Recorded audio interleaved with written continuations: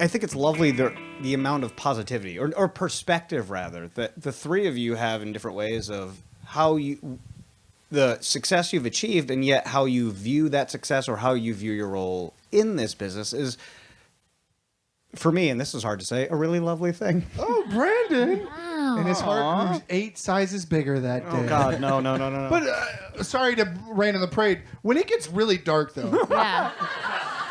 let's say you don't book a job for 9 months.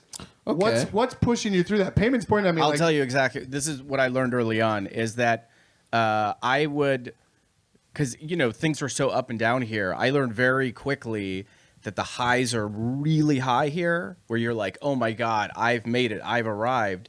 And the lows are really low. And then you start to realize that it's a pattern. It starts to go up and down.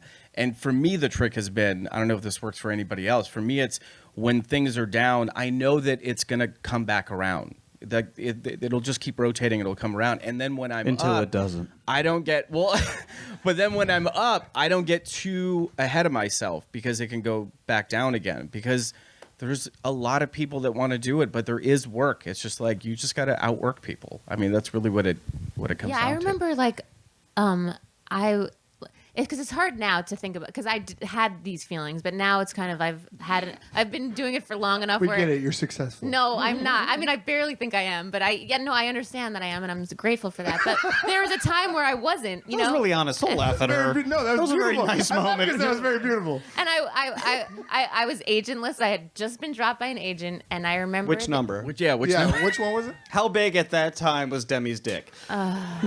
Do you think it's been remember. growing in? You said it was 11:32. So How do you yes, I think assume. dicks work? I have no idea. That's the point of this podcast. Everyone slow down. It's going to go down to 0 in a few minutes. But I remember I had heard about this audition for this show called Southland that was on NBC. It was like this cop show. Yeah. You remember the show? Okay. I remember Southland, Ben McKenzie. Yeah.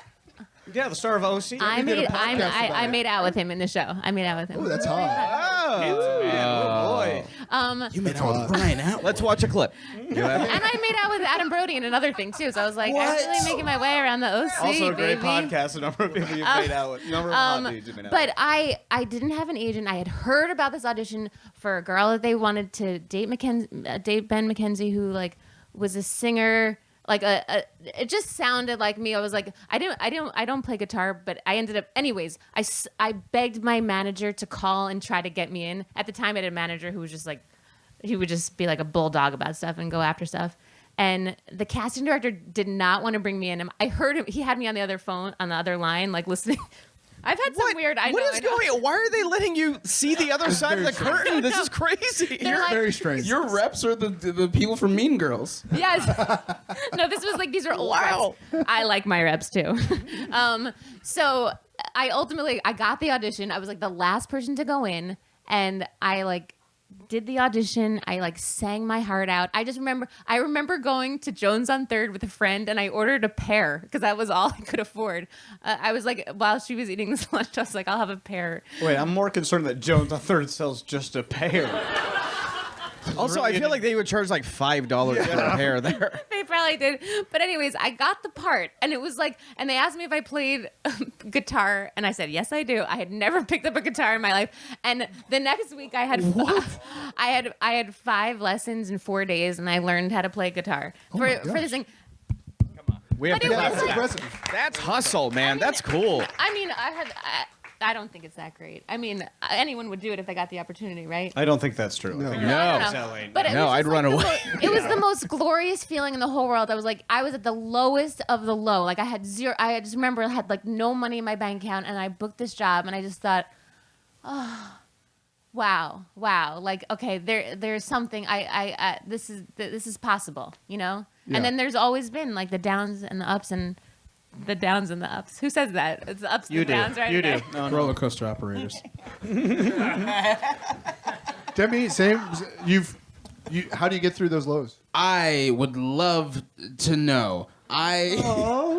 No, I feel like it's funny that you. Where are you now? Can I ask now? Like, I think I'm in a low. you're in a low. Great. Here's- There's nothing wrong with it. Great. I feel like my career hit a plateau so early. My first writing job was on The Good Place, a show that I worked on for a season and then was essentially fired, but really just not rehired for the second season.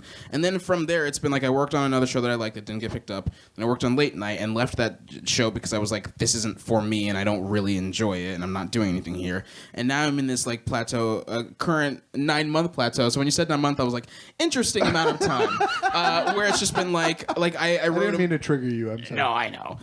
It was like I wrote a movie and then like trying to develop some stuff, but it's a lot of things where I'm just like, it's up to me to make my own motivation and just kind of do things. And I'm like, this is hard for me, and I would love to get back in a room and where that isn't the case. And it's like I go on meetings where I'm like, this show is absolutely not what I want to be doing, but I just want a schedule again. And it just feels like I'm just sort of like waiting for the thing where it's like, I can think of myself as a writer again. And it's like at the same time that I'm doing all these other things that people are like, I like this thing of you and I like this thing of you. It's like, I enjoy doing these things, but then I start feeling like people see me as like a content creator, like you're the guy from the internet. And I'm like, it's not a bad thing to be that, but I feel like I worked so hard to hit this like mark of like, you're a writer and you can be taken seriously because you write writing credits and whatnot. And then when it's like, I'm not really doing those things anymore, I start to be like, well, then what do I do, and what was I just lucky? Was I a diversity hire? Like, am I ever going to be good enough to do that again?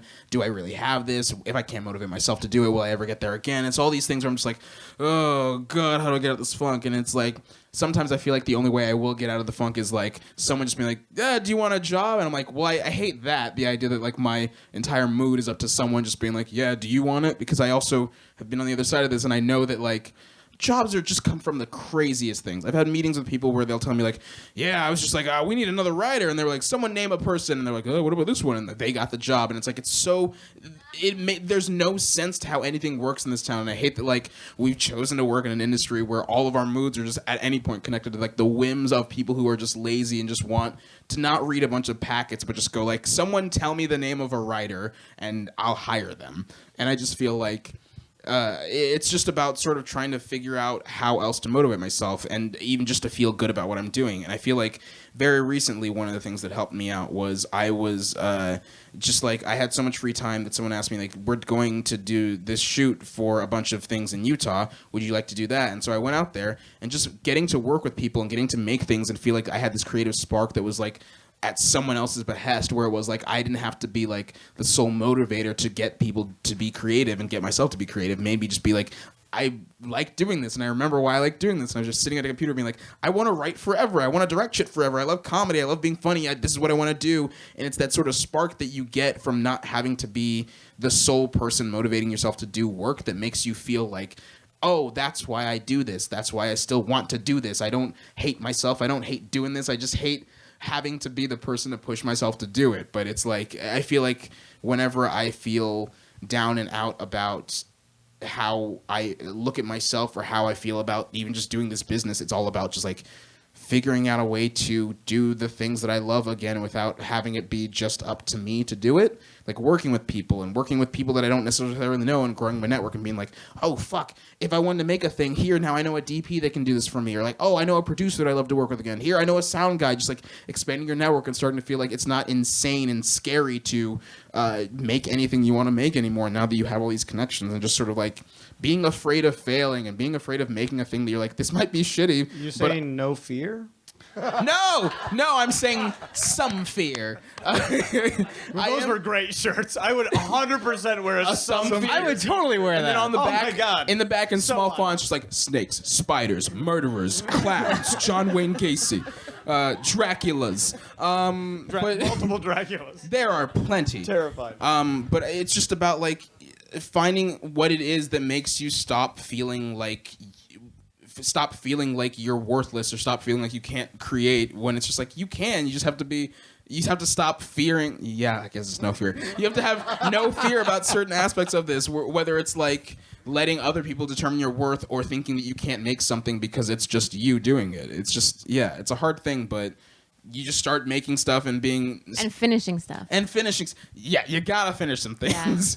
But even just starting the process sometimes is enough to make you feel good. And it's like, as much as we all are like, it sucks that these things didn't get made. It's like we probably felt great while we were working on them. Yeah, it's all about the process. Yeah. It really is, because it's like It's partially about the process, but it's also being able to make money from other things. Yes, it's and important. being able Yes. to engage in the process. It is important to make a living. No, it really.